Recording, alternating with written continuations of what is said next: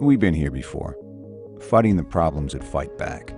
But we can shift the status quo, because we see opportunities where others see obstacles. We're change makers and problem solvers, uniting over 1 million minds to address complex issues facing communities around the world, including yours. With passion and purpose, we've led the efforts to put an end to polio. Now eradication isn't just possible, it's plausible. Every day we're investing in a new generation of leaders so we can continue to provide access to clean water,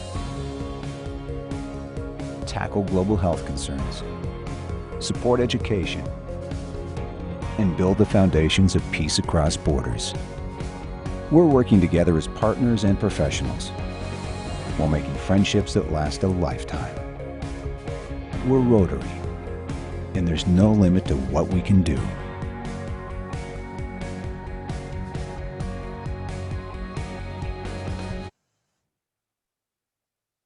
Thank you for joining us today. It is now my pleasure to welcome our President Miriam to make a welcome remark. Over to you, President.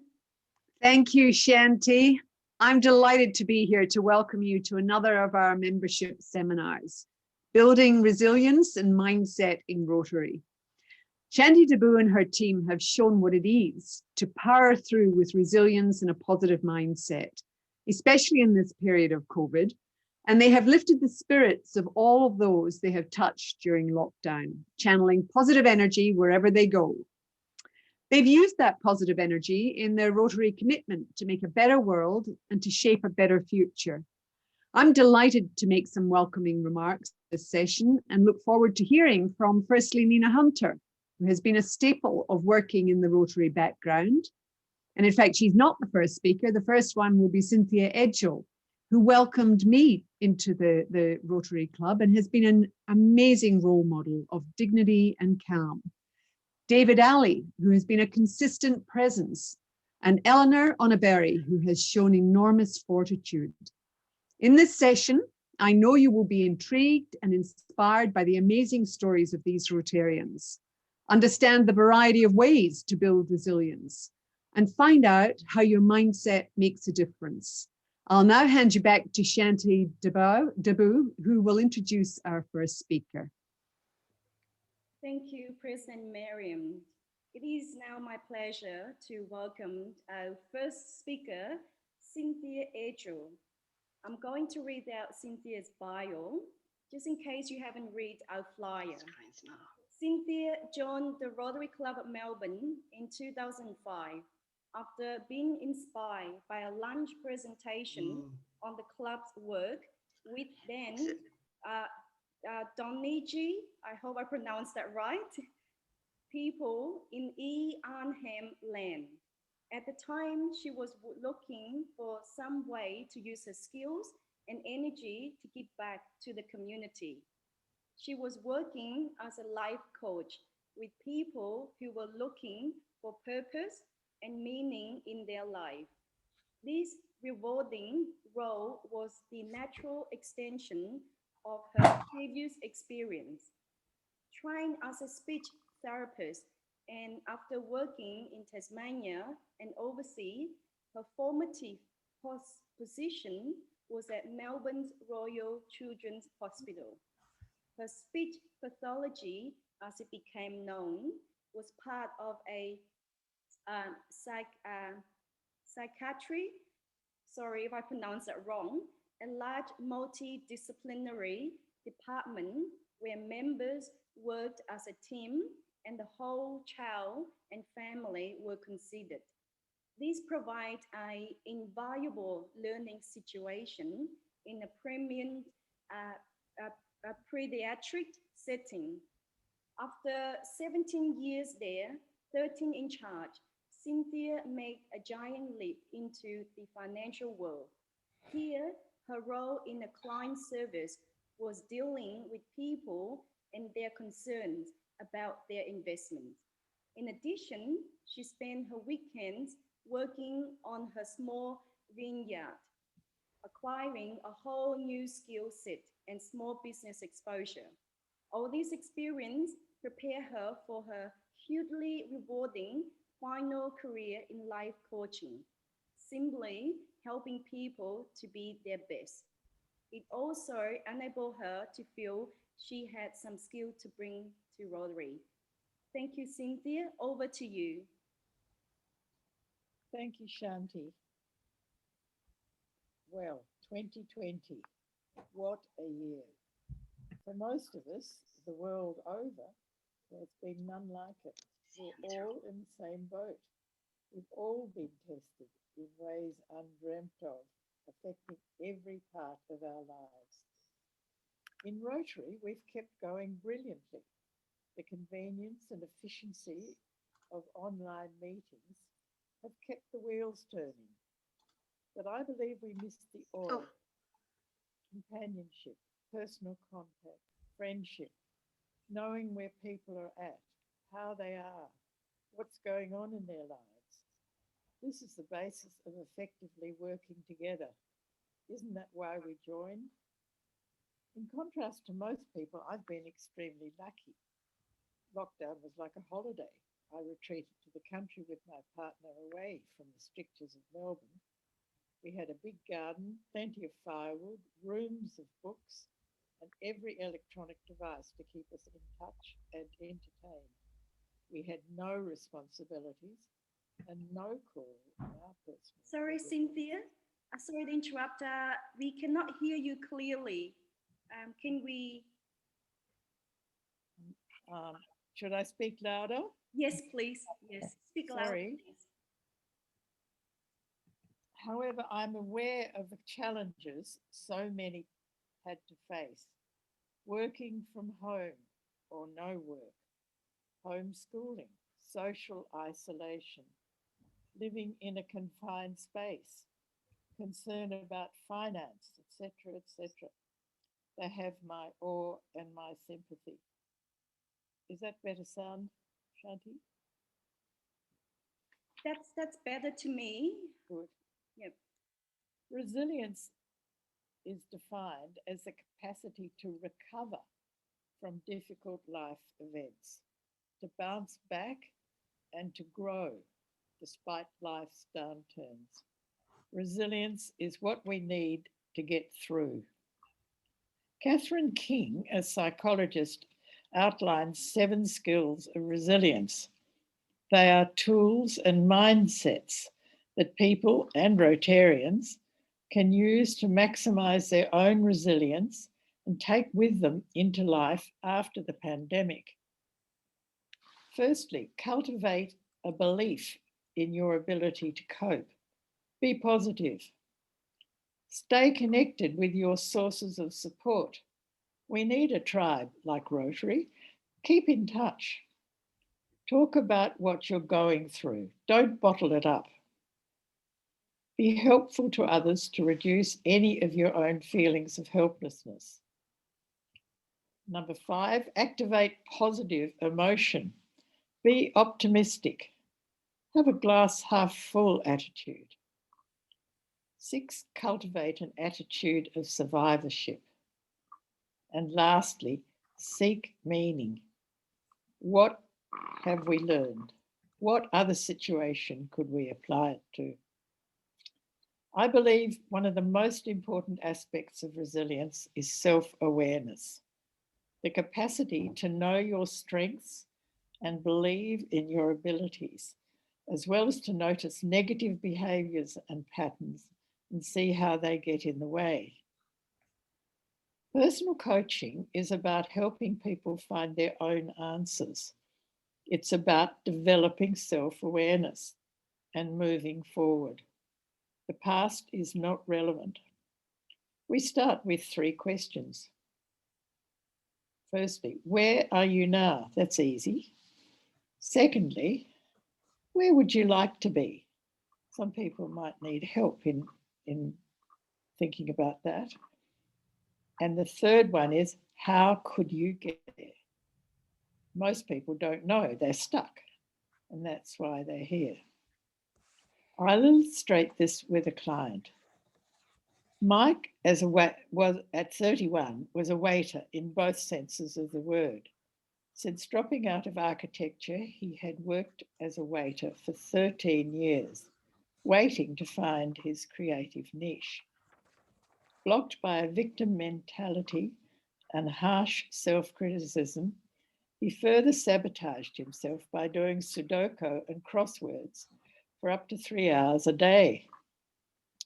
He also knew the answer to where he'd like to be, which was living my passion, which was about acknowledging and expressing his creativity. The coaching process is for the client to work by setting small, achievable, and inspiring goals.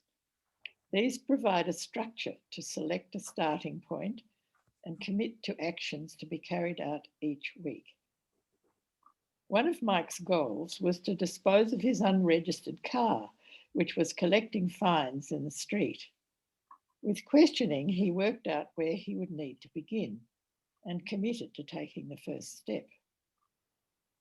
Subsequent sessions firstly focus on what actions have been completed or not, what clients learnt about themselves, and the insights they gained in the process, and then to determine the next action. Mike became aware of his severe procrastination and how with small steps he could get around it. I would be constantly checking in with, how did you feel about doing that? What have you learned from it? In that case, he replied, when I actually do something I've been putting off, I feel much lighter and can think of the next step. And of course, the big session is the question, are there any other situations in which this pattern applies? Oh, yes. In fact, the abandoned car was a metaphor for what was happening in his life. These insights are what I call the gold of coaching. They provide the opportunity to become aware of habitual patterns of behavior, what gets in the way, and to work out how to make changes. By the end of coaching, there's significant growth in self-awareness and self-belief, and the capacity to recognize old patterns and to change behavior. 8 months later, Mike had made some major shifts in his thinking and his life. He was a part-time art student at RMIT and doing some freelance work as a stylist. He was happy and confident and trusted his ability to thrive on living my passion. Resilient people do experience stress and setbacks and difficult emotions, but they tap into their strengths and seek help from their support systems. Resilience empowers them to accept and adapt to a situation and recover. Lee Sales of the ABC TV's 7:30 wrote a remarkable book, Any Ordinary Day, about people who have been through extraordinarily challenging life events. She highlights the post-traumatic growth that can come over time from recovering from the experience, such as an appreciation of their own strength and resilience, openness to new possibilities, and closer relationships. Rotarians and their clubs can likewise recover from this difficult period. The challenge is to become aware of its effects. The questions are similar. What have we learnt? How could we do it better? How can we get those wheels turning smoothly again? The outcome will be to move forward together and to grow. Thank you. Thank you, Cynthia, for your inspiring presentation. Now we have our second speaker, David Ali. David Ali has been a member of the Rotary Club of Melbourne since 2015. This aligns with his deep commitment to health and social justice, including a strong interest in mental health. David currently contributes to Communities That Care Australia and various national motor neurone disease organisations. He has previously volunteered on several community-based national and international bodies in relation to disability, school education, healthcare and health research, youth community health and community legal services. David has had a varied career in the Victorian Public Service, the Victorian Parliament as a management consultant and in the not-for-profit sector.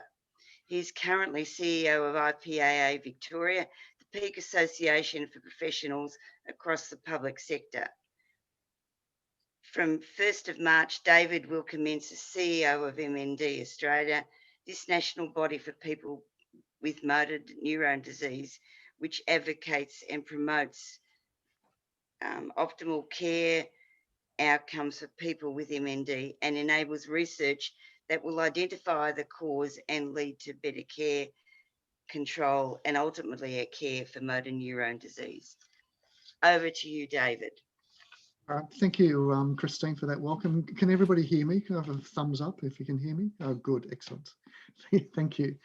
So it's been a great pleasure to be here today to share this important topic of building resilience and mindset in Rotary. In any given year, approximately 20% of Australians experience a mental illness, and 45% of Australians experience mental illness at some point in their lifetime. These are absolutely staggering stats. So when you think about your Rotary Club colleagues, as well as other colleagues, many would have experienced mental illness at some point in their lifetime. And with last year's COVID-19 pandemic, the incidence of mental health was and probably still is higher. And that's why building resilience is so important. Building resilience can combat stress caused by, say, adverse events, and it may also combat the more serious distress caused by traumatic events. The building resilience and positive mindset can manifest in many ways and over time. And I just want to take the opportunity to share just a little snippet of all parts of my life story. So my childhood was quite challenging and confusing period for me. However, it forced me into a journey of building strong protective factors for me and to become resilient.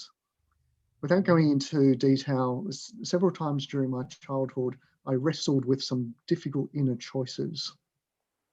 However, I saw others around me exercise self-preservation in different ways and seemed to have their own coping mechanisms. I was too young to understand the concept of resilience, and I had no idea how to use it, even if I did understand it. But having supportive people, and those supportive people came in so many guises. Some were family, some were school teachers, others were friends, and as well as others in the community, taught me either purposely or inadvertently about understanding my situation, what is considered normal, shifting my mindset from self-blame to self-worth, and to adopt various resilience building strategies. Of course, this didn't happen overnight. It took a long time, over several years. I had to learn to face different realities and not to have an avoidance mindset, which used to be my way of coping, which is shut everything out and down. I had to focus on self-care, building and maintaining positive relationships and a positive outlook. Exercise and diet were critical and still are, of course. Feel engaged with life, set goals to guide some meaning and purpose, and hopefully achieve success in whatever way that might look. I was fortunate to have some close people around me who had buckets loads of confidence and self-esteem and were eternal optimists. So if I can sum this up in one word, it is connecting. People connected with me, and together we built positive relationships, and I continued to learn, to reflect, to adapt, and to really understand who I am, what I stand for, and my values. At various times in my life, I have journaled, which is a great way to reflect on experiences and thoughts through actually physically writing with a pen. So I don't use my PC, I just use a pen. And it's a very cathartic way of working through those experiences and thoughts. So I fast forward to my professional life, and when I was working in social policy, I had the opportunity, following the Victorian Suicide Prevention Task Force report, which was released in the late 1990s, to support the thinking around the need for a greater focus on mental health and well-being, which ultimately, a few years later, developed into the organisation Beyond Blue. Although I did not mention to anyone about my own experiences and struggles with mental health, it was a great opportunity to be marginally contribute to this great initiative. And I mention Beyond Blue because we are so fortunate here in Australia to have various mental health and wellbeing organisations to access, such as Lifeline, Men's Line Australia, Headspace, Reach Out, Open Arms, and so many others. My resilience building journey took a turn when I worked in the Department of Justice, Corrections Victoria, and then later as the Chief Executive Officer of the Commission for Children and Young People. So, for example, at the Commission, we were exposed to some horrible crimes against children. Through our child death and other inquiries, the impact of vicarious trauma was very real and confronting. But fortunately, we had access to professional counselling support, and the team always supported each other, which was very potent. And if we didn't do that, then it would the trauma that we were facing through looking at photos and reading case files, etc., would have just been so impactful on us. But having that mutual support was fabulous. Beyond my professional life, and as Christine mentioned, I've volunteered for the past 20 years supporting people living with motor neurone disease. So MND is an incurable, mostly rapidly fatal neurodegenerative disease that affects the nerves or motor neurons that communicate between the brain and muscles that enable us to move, speak, swallow, and breathe. It's a life-limiting disease with the average life expectancy of about 2.5 years. And there is currently no cure for MND. The people living with MND, of course, face many challenges. They have a terminal illness, which in itself can lead to negative emotional responses. And as you can imagine, receiving an MND diagnosis can be devastating. However, what I've learned is that many people living with MND are resilient. Some are so optimistic, despite their degenerating condition. I just really admire their resilience and mindset. And one who I know, despite not being able to speak using his own voice or to use his limbs, is currently undertaking a PhD, and that's just so inspirational. So like most, if not all disabilities, resilience is paramount for the person with the condition, as well as the carer, particularly a family carer. And so strong relationships and support networks are essential in dealing with these challenges. So how can we support each other and look after ourselves? As I mentioned earlier, we're very fortunate to have so many support organisations available to us. So what resilient techniques can support people in need? For me, from my own lessons, first is to self-reflect that you might be struggling, you might feel anxious or feeling down, you might be struggling with everyday life. Or you might realise you are struggling. You might realise you're not struggling until a family member or friend or your GP asks if you are okay. It is important to identify your existing support networks and the coping strategies that you've used in the past. And as I've mentioned a few times already, connections help to build resilience. And Rotary is about people and connections, supporting each other and others. Rotary is about belonging. It is welcoming and it's inclusive. And as Rotarians, we need to be there for each other. We need to have the courage and empathy to ask our colleagues and friends if they are okay. We need to be attuned to any changes in their mental health and be there for them. People are there to help you and want to do so, as I've found through my own life. So make sure you let them, and this may be a family member, a friend, or a colleague, or a fellow Rotarian. Talk to others who may have advice or strategies that help you in your situation, and look for wisdom in a situation. What can be learned from both the good and not so good? I know there is a lot of wisdom and supportive people in Rotary. And finally, and most of all, be kind to yourself and to others. And thank you for listening. Thank you, David. Thank you, David, for your presentation. And now our third speaker is Elena Unibere. Elena Unibere is the founder of Encentric Skills, a workforce development and management company that places diverse, skilled minority and migrant workers in satisfying jobs and partners with organisations to develop well-structured, diversified and inclusive work cultures in Australia. Elena was born and raised by a single mum, along with 2 siblings in Nigeria. She later relocated to the UK to study and work for a management consulting firm before deciding to relocate to Australia, which she now calls home. Elena works as a consultant for the private sector, as a professional trainer, and as a public servant for the Australian government. She offers a unique blend of leadership and insight into the challenges faced by organisations and skilled migrants and minority groups in the workplace. She has acquired a wealth of knowledge and understanding of filling this gap in the market. Eleanor holds a Bachelor of Electronic and Electrical Engineering, a Master's in Supply Chain Management, and an MBA in International Business.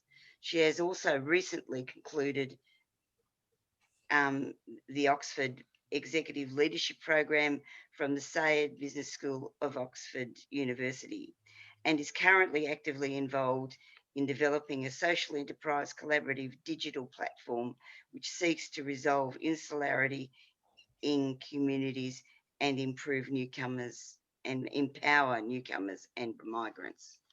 Over to you, Eleanor. Thank you, Christina, for that wonderful intro, and good morning, everybody. All right, so it makes me feel very important indeed. I know, thanks, Christina. I'm truly honored to be one of the panelists talking on this topic of building resilience and mindset in Rotary today, which is actually very dear to my heart. And thank you all, for signing up so we could learn together.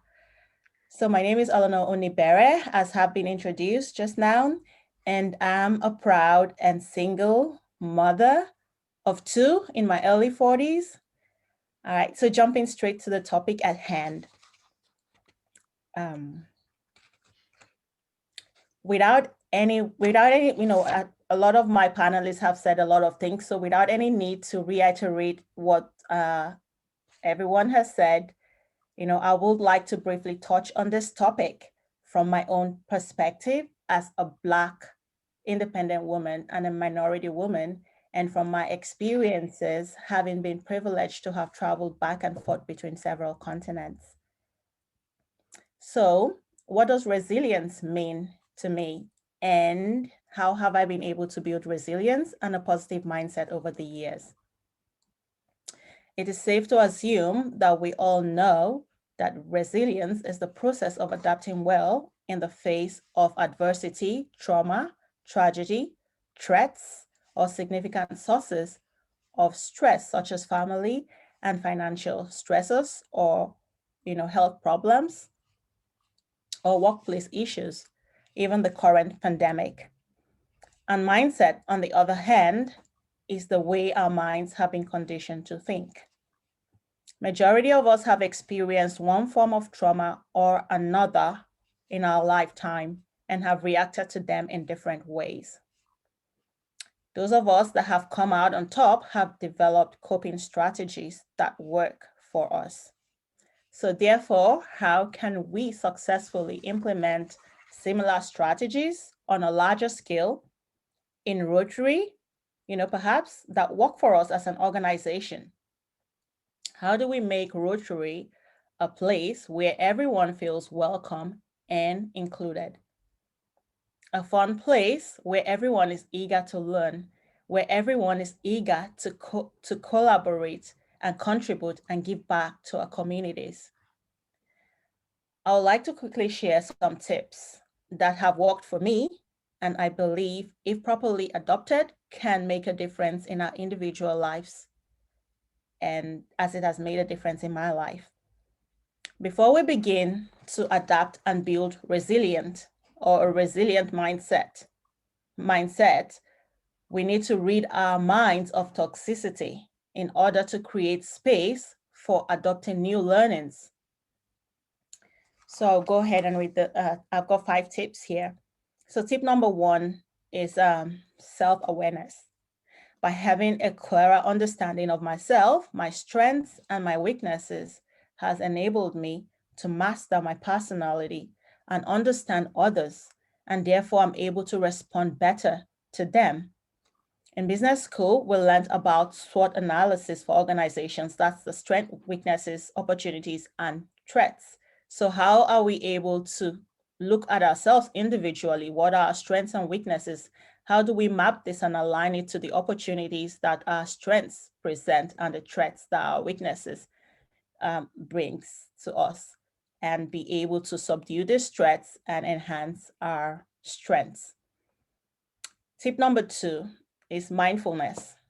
Being able to pay more attention to the present and observing my feelings has enabled me to appreciate my journey better, stopping to catch my breath and to notice and appreciate the little things in life has helped me to stop judging and self-criticism as I started to take each day one at a time.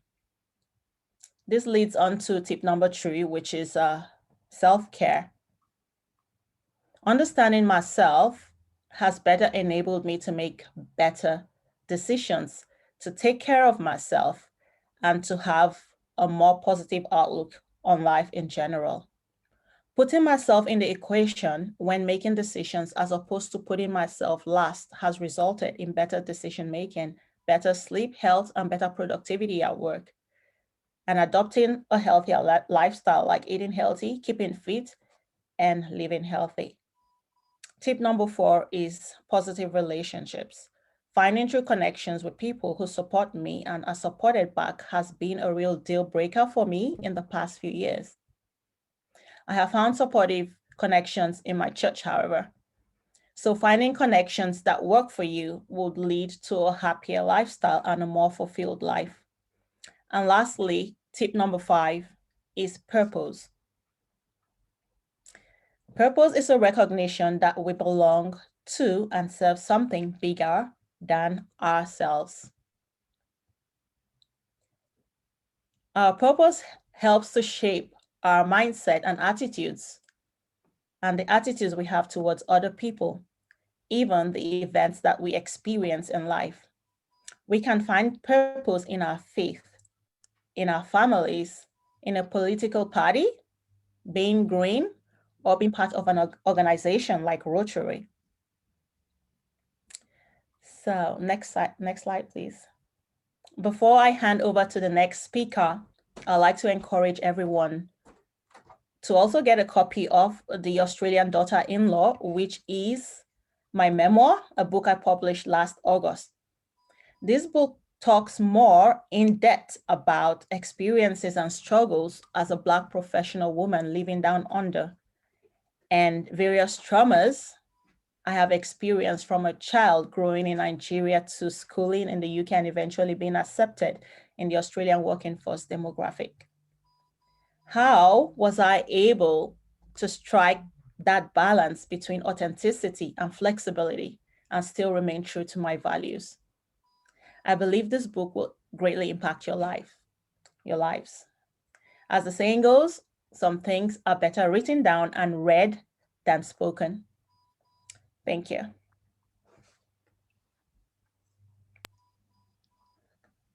Thank you, Eleanor, for your presentation, especially highlighting the areas of diversity and equality in the workplace and just generally in life, I think. Our last speaker for today, we have Nina Hunter. Nina is a 34-year-old veteran of the mental health system.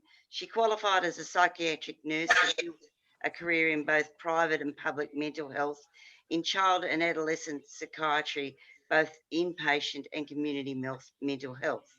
She spent 5 years as a nurse educator and then left the hospital system to start a private practice, which provides counselling rooms for practitioners. She has a Master's of Social Science in Family Therapy, and she decided to the club. She decided to join the Rotary Club of Melbourne when she attended a meeting that spoke of the housing solution the club was working on at the time. She believed this was an opportunity to help her client group in a more practical way. Currently, she has a part-time private practice and also provides psychiatric triage for 000 numbers. Over to you, Min. Thanks, Christina, for that introduction. One of my favourite quotes. Lost the sound. What's happened to sound? Oops. Sorry, can you hear me now? Yes. Hello? Yes. Okay, thank you. One of my favourite quotes is by Steve Maraboli, and it says that happiness is not the absence of problems, but the ability to manage them. And this ability to manage problems has become my touchstone, both personally and professionally. So like all the other speakers, the definition of resilience, simply put, is the process of adapting well in the face of trauma, tragedy, threats, or other sources of stress. And we all have levels of resilience that we constantly build through our lives. The first step in gaining resilience is to identify and know your strengths and believe in your abilities. Use your past competence and attempts and success to inform you. Know areas where you need improvement. Know where in your body you hold your stress and the behaviours you display under duress. Learn the ability to calm and soothe yourself. A way of doing this is to have a list of activities that calm you both at home and elsewhere. The second step is to increase your positive emotions. Create a list of your accomplishments. You can ask others to help you create the list if you feel you don't have many. Identify sources of humour and joy and do them daily. Notice your positive emotion moments daily. They broaden your mindset from a problem-focused to a solution-orientated approach. Research has shown us that a ratio of 3 positive emotions to 1 negative emotion over time predicts a thriving and flourishing individual. And relationship researcher John Gottman found that 5 or more positive experiences to 1 negative one will reliably predict whether a couple will become relational masters or disasters. The third step is to engage in meaningful activity. Regularly notice what happens in your day that was meaningful. What kinds of activities did you find meaningful? Identify activities that put you in the flow. Aim to choose and do these things consciously and daily. Taking care of your physical health is step number 4. Doing daily activity improves our health and reduces our risk of illness. Exercise can also boost memory and thinking indirectly by improving our mood and sleep and by reducing stress and anxiety. A healthy diet has been shown to reduce stress, anxiety, and depression. We need a consistently healthy diet to assist in the synthesis of serotonin. Step 5 is to counter unhelpful thinking. Check your thoughts. When and where did they originate? Are they out of date? Are they true? Are there exceptions to it?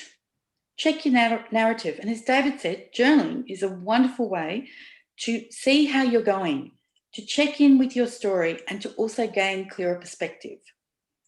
Practice self-compassion. And I always tell people, what would you advise a friend in the same situation? Remember, very few problems retain their intensity over long periods of time. Think of a hero or a coach or a mentor that encouraged you when you doubted yourself. The next step is to create a caring community. Connect with supportive friends and family on a regular basis. Identify your sources of support. Learn and practice good communication and resolution skills. Give back and help others. And join us at Rotary. The power of having a Rotary community became very evident to me on 2 occasions. The first occasion was when I joined, because all of a sudden I met a group of people who actually wanted to work on real life problems. And since my patients had all these real life problems, it inspired me to join this group of people.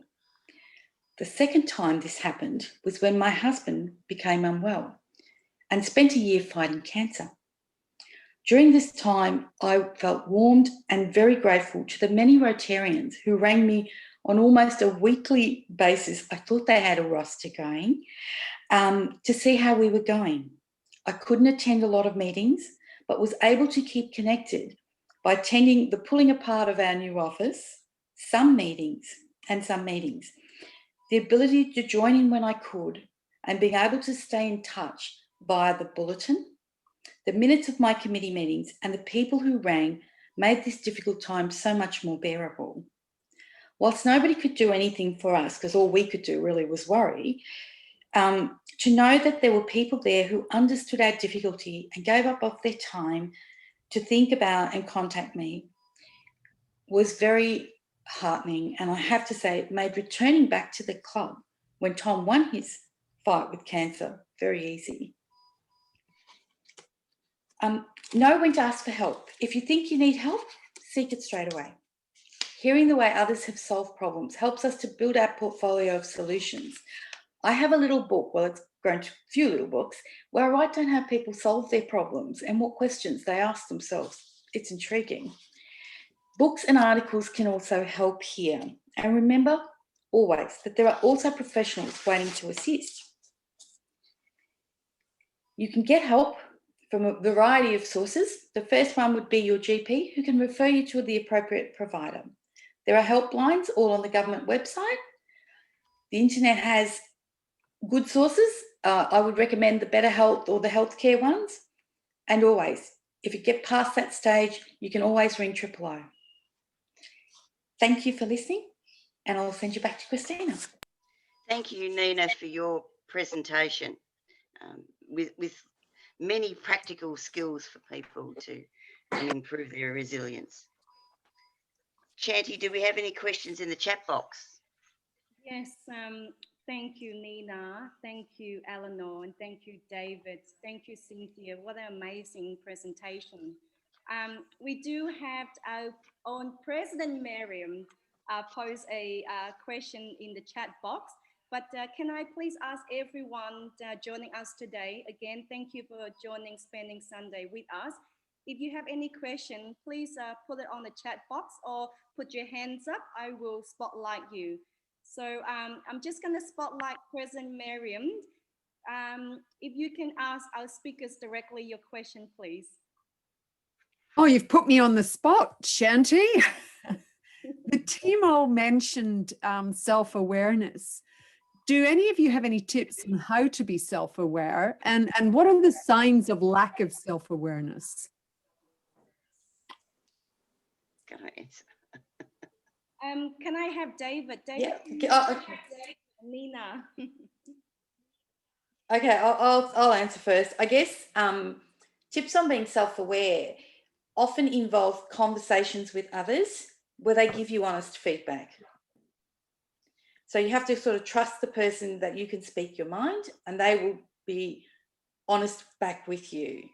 Often as a professional, when you're in the room with people, they often ask you questions where they really, really want feedback. And I think that's one of the things that we kind of have missed the capacity to do. Because if people don't get honest feedback, they seem to think that they're okay. That may not be true. They may be offending people quite a lot without realising. So that's one thing. For people who are not very self-aware, the things that spring to mind is they're often quite defensive. They kind of say things they don't mean. They can't laugh at themselves and they think they're always right. And often they also micromanage people, interestingly. Excellent. David, were you going to add anything? Okay, look, I agree with I agree with Nina, and you know, it's really important to have people around you who are going to be honest in terms of their you know, they sharing their views about your your behaviour or attitude or whatever it might be. And so I think that's part of the equation, but in terms of going on that self-awareness journey, it's really about then reflecting on that commentary, acknowledging one's feelings, and then getting a sense about what are the triggers. What are the triggers that make you sad? What are the triggers that make you angry? And really understanding those, and so that you then go through a minimization process, that you minimize those triggers being set off, so that you're less angry and you're less sad, and so on. And as I said in my presentation, these things don't happen overnight. They can take quite a long period of time to evolve. But I think it's really important to to listen to others, and also to listen to yourself. Thank you. Thank you, David, Nina, Cynthia. Mary, that's a great question. And as far as I'm concerned, I think one of the things is that people need to be asking if they want to be more self-aware. That's the first level. And unless people want to change the way they are, it's much more difficult to do anything about it.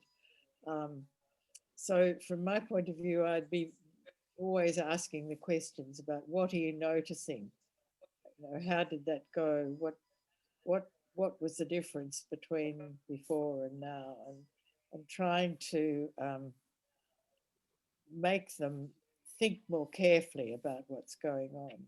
But the first thing has to be motivation to make changes and openness to hearing it. And I think, as Nina said, there's a lot of people that are not ready for that. So good. I commend your comments, Nina and David. Yeah, just to add quickly to what Cynthia and David have said, I think it's basically developing listening skills, just like David has mentioned, and developing social skills, and it takes a long period. You have to understand your own behavior, and what's triggering those behaviors, and also listen to other people's point of views, and not always think you're right, because there's so many roads that lead to the solution, not just your point of view. Some other people's might be better. Just have an open mind, I would say. Yeah. Beautiful. Thank you, Eleanor. I'm just gonna put Casey. Casey, please go ahead with your question. Thank you. Two questions. The first question is, you keep asking us to put in our question in the chat line, but my chat is disabled. I suspect that is with the other audience as well, that we can't post question unless we are allowed to post. Now, coming to my real question, there's been a lot of talk about mindfulness and self-awareness. And then we hear some of the tools like journaling and listening and things like that. What does the speaker think of, it's been seen to be the fad lately, of meditation? Some top thinkers like Yuval Harari and Ray Dalio are posting quite extensively on the daily meditation they do. Are such tools any good? Well, I might go first. So I think meditation, as a concept and a philosophy, I think meditation has enormous benefits for people. However, I don't think meditation is for everybody. I know meditation is not for me. I have tried meditation on a number of occasions, but my mind is just so cluttered with things that I just can't focus on in that more meditative state. So I know that meditation is not for me. So I need to look for other options. But for other people, yeah, it is a great tool to as part of that mindfulness and self-awareness process. And I guess I'm going to work on the other side, Casey, where I think the part that meditation plays is that it actually gives you the space to actually focus on yourself and what's happening for you. I usually use it as a precursor to reflecting, because I keep a journal. So the opportunity to meditate is to kind of get rid of all that other chatter and focus in on my own. So I think it has a really good purpose, but you know, people use it differently, and I think you have to try it at least to see if it works for you. And you have to try it for a while, because usually when you start, you do what I do, is just fell asleep.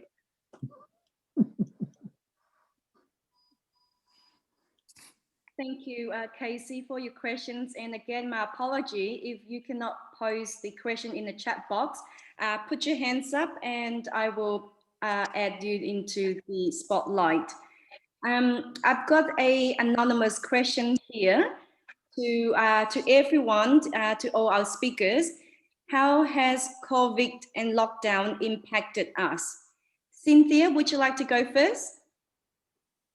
Yes.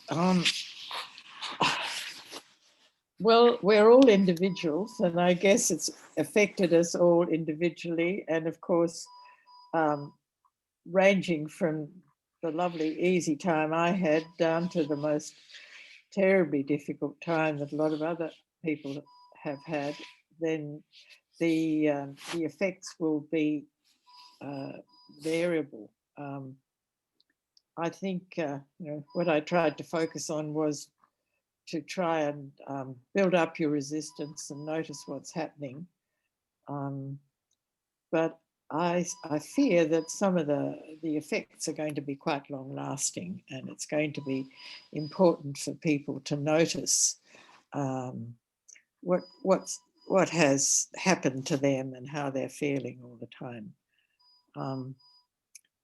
It's a big question, and I think we've got to be aware and understanding that it's going to take a while to work itself out on every level, and personal and as a, you know, within schools and workplaces and in families and whichever area you like to think of.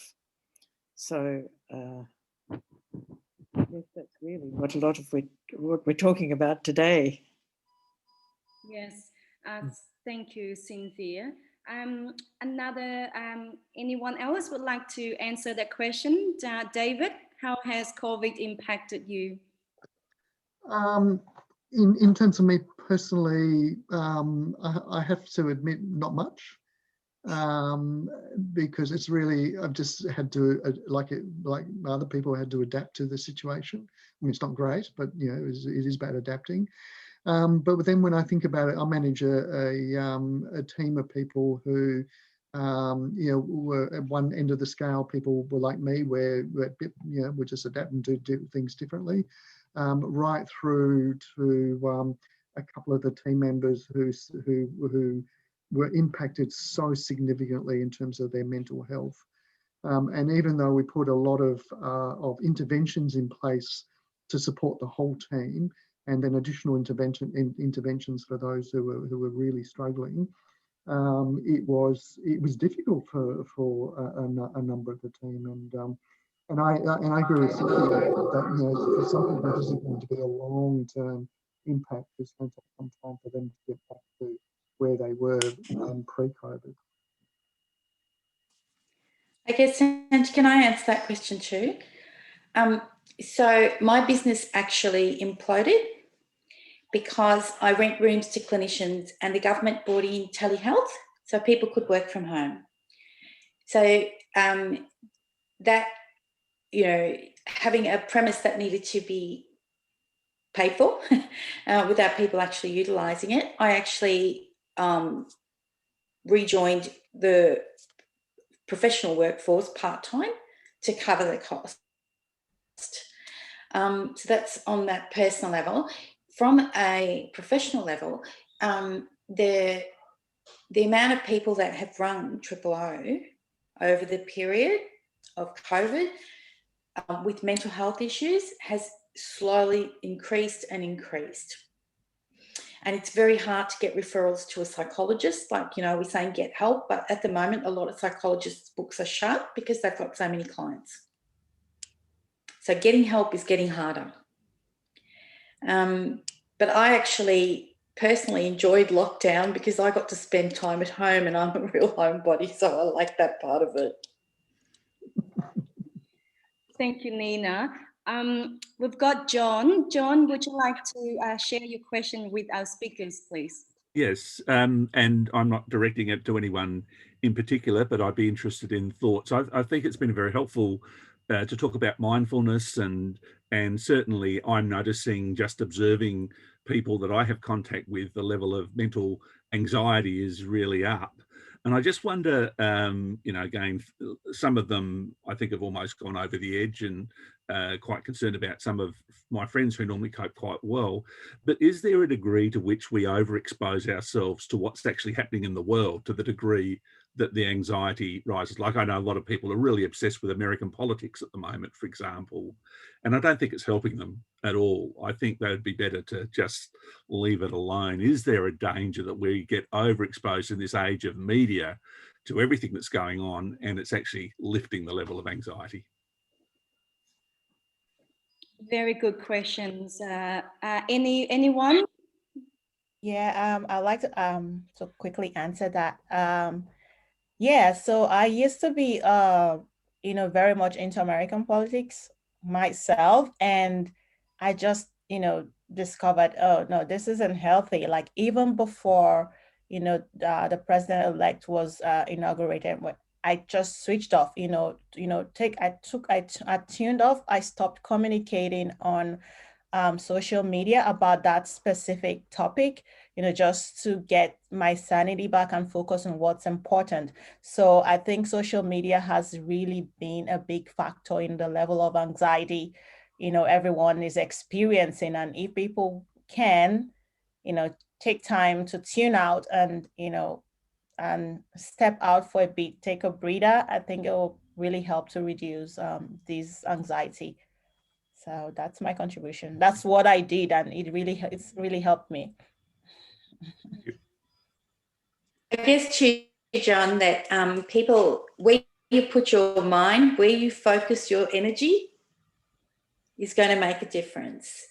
I'm not into the politics or the social media, but I love the TED Talks, and I think they boost me every day. So, you know, it is that glass half empty or half full. I tend to sit on the side of half empty, so I have to build that. So I look for things that build that. And I think that as good as social media and news channels and all that is, they're not nearly as engaging for me as actually talking to somebody.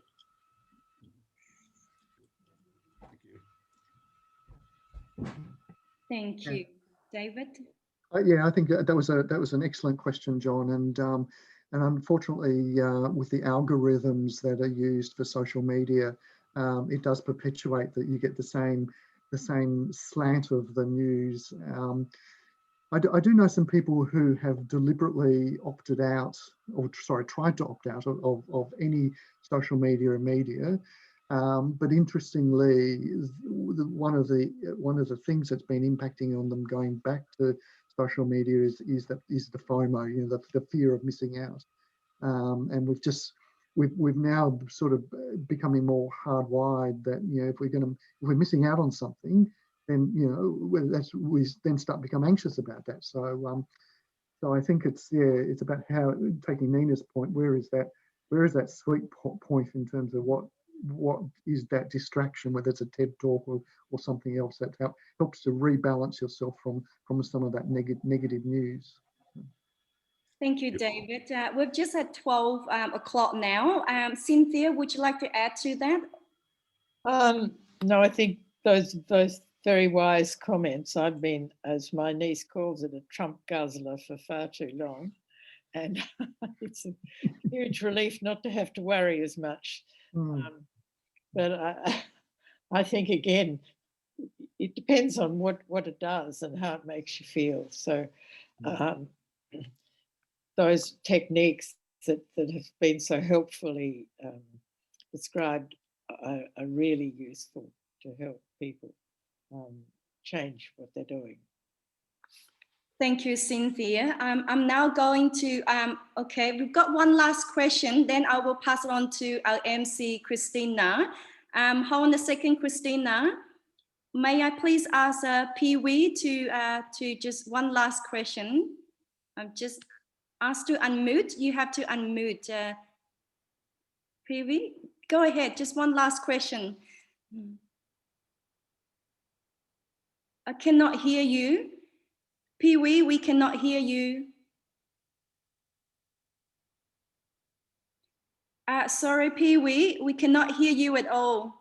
Can anyone hear Pee Wee? I'm sorry, Pee Wee, cannot hear you. Would you like to?